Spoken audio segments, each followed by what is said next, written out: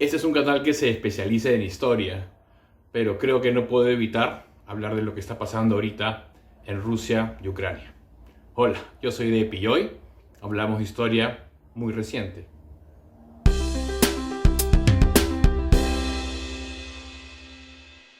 Le estuve dando muchas vueltas al tema de cómo hablar de él o siquiera si hablar, pero una exalumna mía se comunicó conmigo el viernes y creo que me dio el empuje final para hablar sobre un tema tan complicado.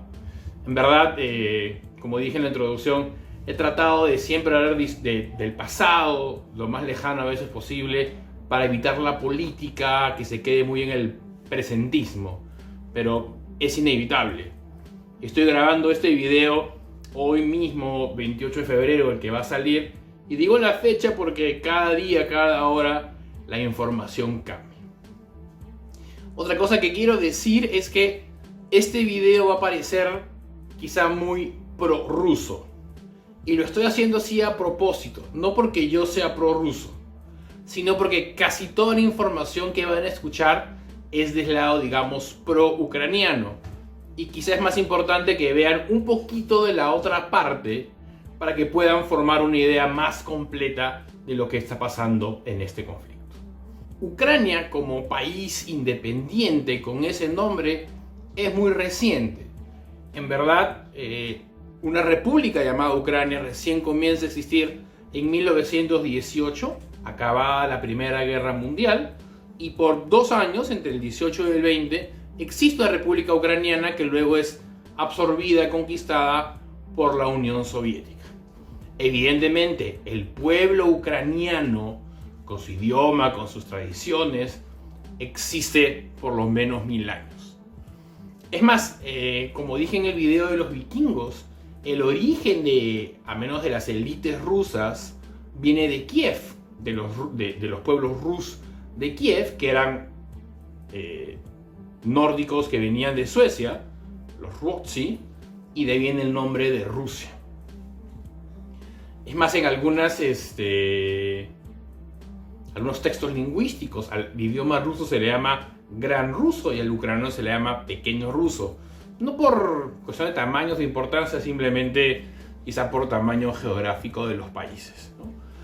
La zona que ahora es Ucrania ha estado en control del Imperio Mongol y de la Horda Dorada, luego por mucho tiempo de Polonia y de Lituania y del reino doble de Polonia y Lituania, y luego estuvo dominado, controlado por el Imperio Ruso, ¿no?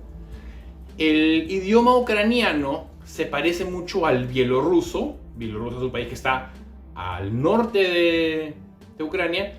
Bielorrusia, lo digo, quizá la pronunciación preferida por el gobierno es Belarus, pero me queda un poco con el nombre viejo, que literalmente quiere decir Rusia Blanca. Ucrania además es el segundo país más grande de Europa, después de Rusia. Es más, un dato curioso sobre Ucrania es que al conformarse las Naciones Unidas, tanto en ese momento Bielorrusia como Ucrania tenían asientos y tenían votos individuales en las Naciones Unidas. Es más, Estados Unidos, al aceptar este hecho, se reservó el derecho, que nunca usó, de tener hasta 3 votos para balancear el hecho de que la Unión Soviética tuviera en la práctica 3 votos. Al caer la muralla de hierro, al destruirse la Unión Soviética, la República de Ucrania consigue su independencia. Ucrania fue y aún es el centro productor de agricultura más importante primero de la Unión Soviética, digamos así, y luego de toda Europa. Entonces es una región de agricultura muy importante. También hay mucho gas y mucho petróleo. En la Segunda Guerra Mundial, Hitler quería llegar a la zona que ahora es el sur de Ucrania y luego al suroeste de Rusia específicamente para llegar al petróleo. Pero ya no me quiero demorar más con la historia, digamos, más antigua y quiero llegar al presente. Con la disolución de la Unión Soviética, Rusia entra en una etapa de crisis política, emocional, económica. El país tiene 10 años terribles, una de los tantos países con décadas perdidas. Las industrias se destruyen, hay mucha corrupción, sube el alcoholismo de una manera increíble en Rusia y en general la salida del comunismo no logra ese gran impacto inicial que todo el mundo esperaba. Pero, digamos, al acercarse el año 2000 comienza a mejorar la situación económica.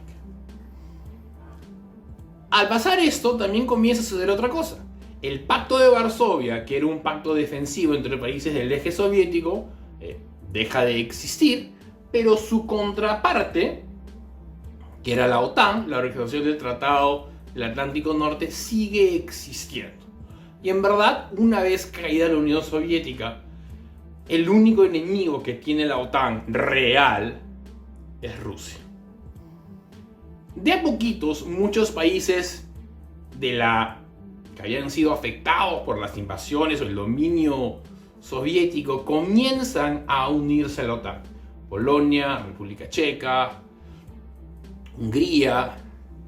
Y esto comienza, digamos, a molestar a los rusos. No solo porque sienten que están tocando un poco zonas que ellos consideran de su influencia política o cultural, sino que tienes a esta organización, como dije, cuyo único enemigo real eres tú, cada vez más cerca, ¿no?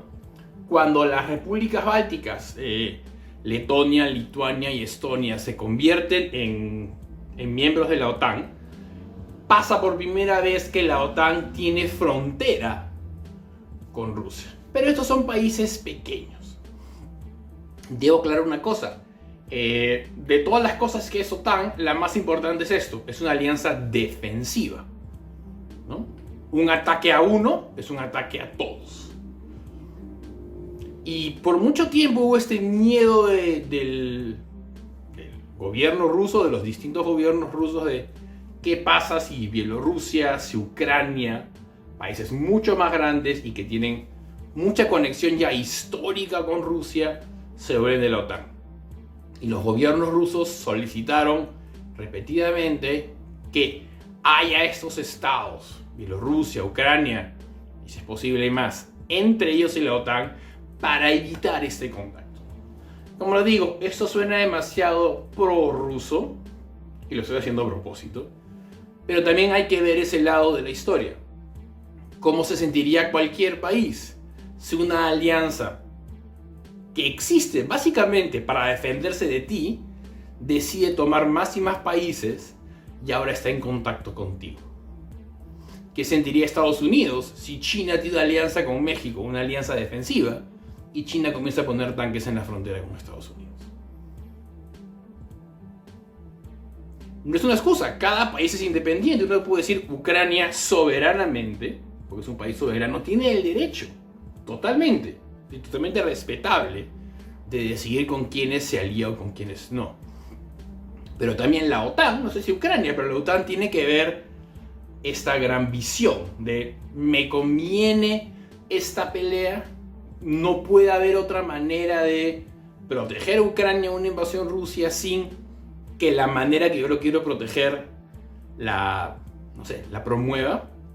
En el año 2014 pasan un montón de problemas políticos en Ucrania. Hay un golpe de estado que cambia a un gobierno muy prorruso por un gobierno, digamos, más pro-europeo, más pro-occidental. Las protestas es el problema de la historia muy reciente, que no te da tiempo de ver toda la información. En Occidente se vio como una liberación, como una gran independencia política de Ucrania, pero parece que hubo mucha influencia de países occidentales para conseguir este cambio de gobierno. Nos puede o no gustar el anterior gobierno que tenía Ucrania, pero nunca es bueno cuando los países extranjeros se meten a cambiar gobiernos. No debe pasar así. Por eso que yo dije de la soberanía. Así como respeto la soberanía de Ucrania en decidir unirse a la OTAN o si quiere al Pacto Andino, también respeto su soberanía en que ellos, los ucranianos, deben decidir. A raíz de estos problemas, surge un gobierno muy nacionalista, muy pro-ucraniano, muy pro los grupos étnica y lingüísticamente ucranianos, y que comienza a haber ciertas campañas, no quiero decir antirrusas, pero lamentablemente cuando existe una minoría y los grupos étnicamente rusos son el 16, 17, 18% de Ucrania, no es poca cosa, que quieren darle más importancia a una cultura y limitar a la otra, definitivamente entras en conflicto. Y comienzan a haber problemas étnicos. Y Rusia está al costado. Y pasan dos cosas. Crimea, la península de Crimea, siempre fue muy importante para Rusia porque tiene puertos que nunca se congelan en invierno. Uno ve el mapa de Rusia, es el país más grande del mundo, pero salvo un pequeño puerto en el Pacífico, todos sus demás puertos se congelan en invierno. Entonces necesitan puertos donde puedan poner naves de guerra que siempre puedan salir. ¿Qué chiste tiene ser una potencia militar si por 4 o 5 meses al año tus barcos no pueden salir a hacer cosas? Y el gobierno ucraniano les había dado acceso a esos puertos por un alquiler. Pero aprovechando o como consecuencia o como lo quieramos ver de estos problemas políticos en el 2014, fuerzas rusas o fuerzas prorrusas toman control de la península de Crimea, hay un referéndum y el referéndum da como resultado que Crimea decide ser parte de la Federación Rusa. Estos referéndums que se hacen en medio de un conflicto son siempre complicados. En cualquier país, en cualquier momento, no importa a favor o en contra de quien lo haga, ¿no? Son siempre complejos. Así se han cumplido todas las normas, siempre nos da alguna duda. Solo quiero aclarar o solo quiero dar como dato que la Crimea había sido rusa durante el Imperio Ruso, durante la Unión Soviética, por mucho tiempo. La población ahí era mayoritariamente étnica y lingüística y culturalmente rusa. En el 54 pasa a control de la República Socialista Ucraniana en la Unión Soviética, pero así como pasaba en el Imperio Español y sus territorios en América, donde la frontera entre este virreinato y esa capitanía no eran tan importantes, porque bueno, al final todos eran España. Pelearse demasiado por dónde queda la frontera entre una república soviética y otra república soviética no era de gran importancia. Entonces uno podría decir que históricamente, y estas excusas históricas son siempre muy complicadas, todos los países del mundo tienen una región que históricamente era suya y ahora es de otro país. No quiero realmente justificar eso con cualquier cosa. Pero fue y comenzó a ser parte de Rusia y funciona como parte de Rusia hace casi 10 años. Al mismo tiempo, dos regiones al sureste de Ucrania, que es una región que se llama el Donbass, que es por un río que pasa por ahí, y de paso, muchos ríos se llaman el Don o el Donbass o el Dnieper.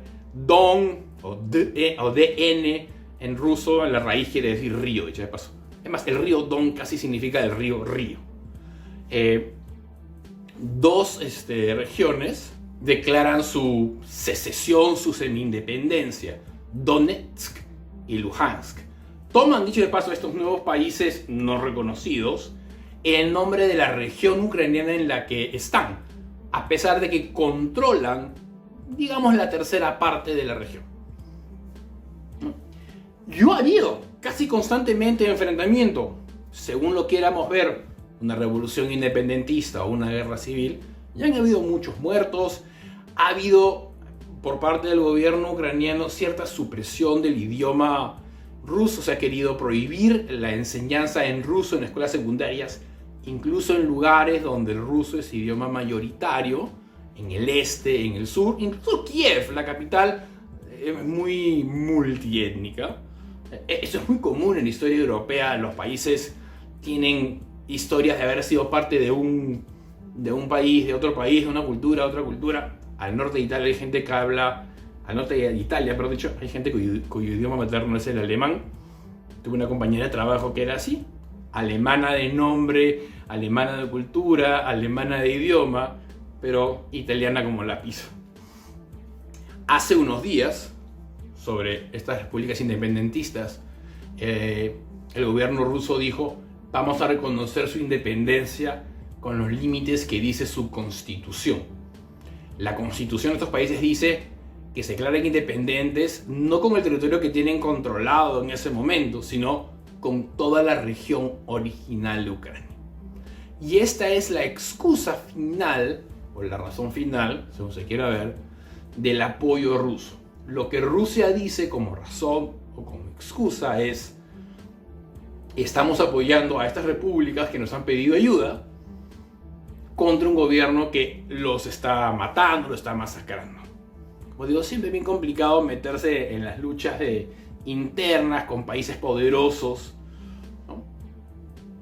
Pero esa es la razón que da Putin. Por eso le llama una operación militar especial.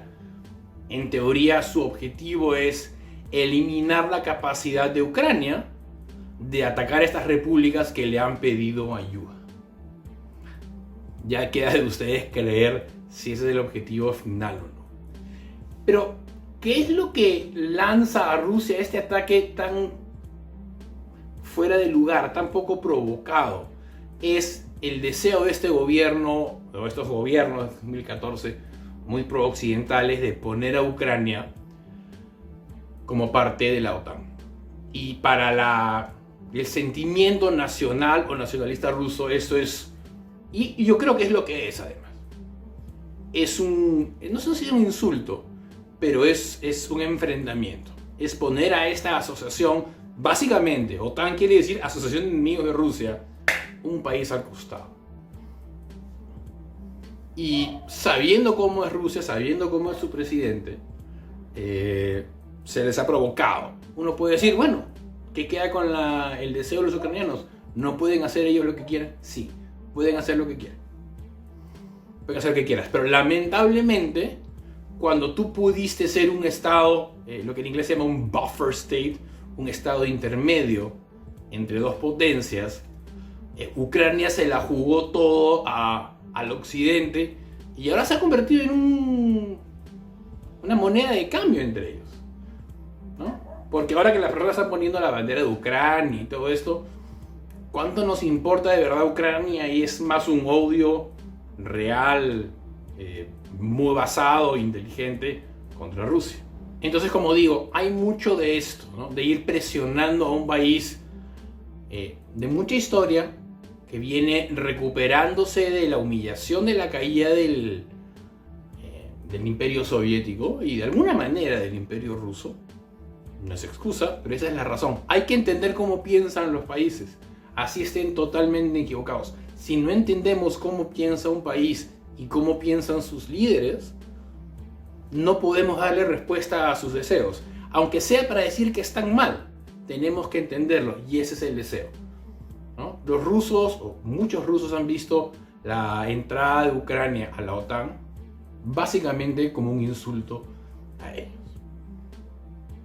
Finalmente, como nunca he visto fotos, imágenes, videos absolutamente falsos sobre esta guerra.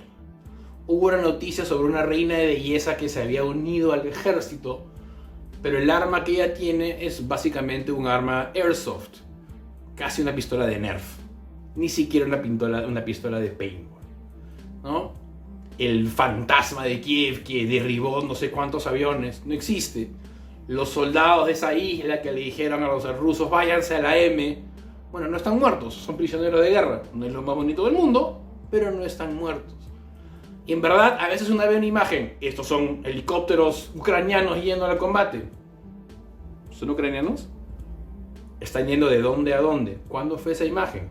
Acá vemos un tanque ruso malogrado, destruido por las fuerzas ucranianas. ¿Es un tanque ruso o es un tanque ucraniano? ¿Es de acá? ¿Es de la guerra con Siria? ¿Es del conflicto en Donetsk de hace unos años? En verdad tenemos un montón de imágenes de las que no sabemos nada. Y no quiero usar la palabrita en inglés sobre noticias falsas, porque decirla simplemente crea más noticias falsas. Sean muy cuidadosos. Para lo correcto o para lo incorrecto, las noticias que vamos a consumir son pro-ucranianas. Y quizás sea lo correcto, quizás sea lo correcto ser pro-ucraniano. Pero lo que no podemos hacer en ningún conflicto es solo leer las fuentes de un solo lado. Nos da una visión sesgada de cualquier hecho.